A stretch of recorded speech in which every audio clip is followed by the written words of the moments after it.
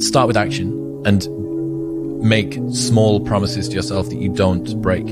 If you had a friend and every single time that you and your friend decided that you were going to go out for dinner, that friend either showed up 2 hours late or didn't show up at all, you would stop trusting that person. That is the relationship that you have with yourself. You need to be able to trust your own word. And a lot of us don't, because life is very convenient and it is easy for people to not stick to the promises that they set themselves, because our ability to be idealistic is always going to outstrip reality's ability to deliver that to us.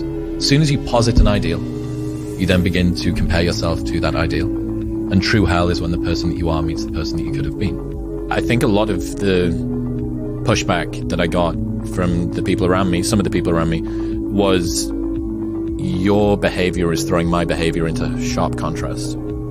And, this is the lonely chapter, right? This is why the movement away from your existing friend group. This is Neo, you've already been down that road, you know where it leads, you know you don't want to go there. It's all of those things. Reminder that if you want to be exceptional, you're going to be different from everyone else. That's what makes you exceptional. You can't fit in and also be exceptional. Both have discomfort. When you fit in, you have internal conflict because you're not being 100% you. When you're exceptional, you have external conflict because everyone sees you as different.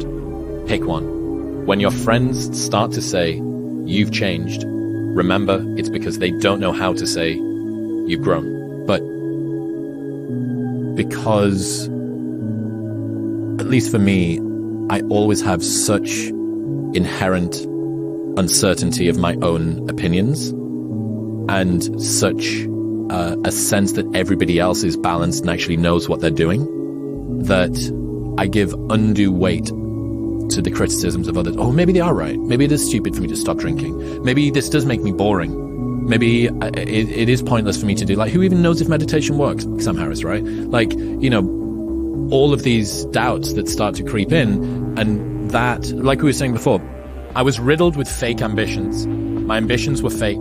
They weren't ambition, they were insecurity. Most of our lives are dragged by insecurity and shame. They're not driven by ambition. And it's a tragic truth that most of us are going to have.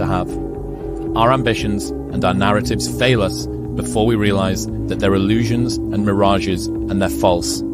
This is the discomfort that everybody feels, whether you're launching a business or doing personal development or doing all the rest of it. And as opposed to thinking about it as a bug, think about it as a feature.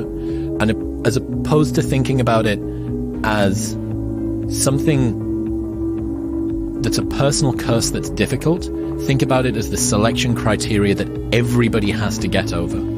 That's the reason why so few people are equanimous and actually have peace in their mind. Because meditation is hard and everyone thinks, am I doing it right? This kind of sucks and I'm twitchy and I'm tired today. Why are so few people in shape? Because going to the gym and sticking to the gym is difficult. Maybe it's a tiny bit easier for some people that like it than others, but for most people, most of the time, it's really, really hard.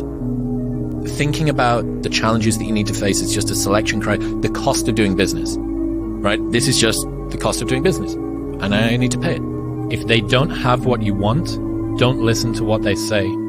There's no greater waste of time than justifying your actions to people who have a life you don't want.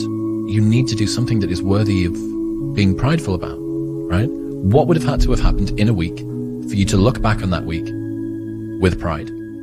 Okay, maybe stop breaking promises to yourself. When you say, I'm going to wake up tomorrow at 7 a.m., and when the option comes to hit the snooze button, don't do it. There's one win that you've got for the day.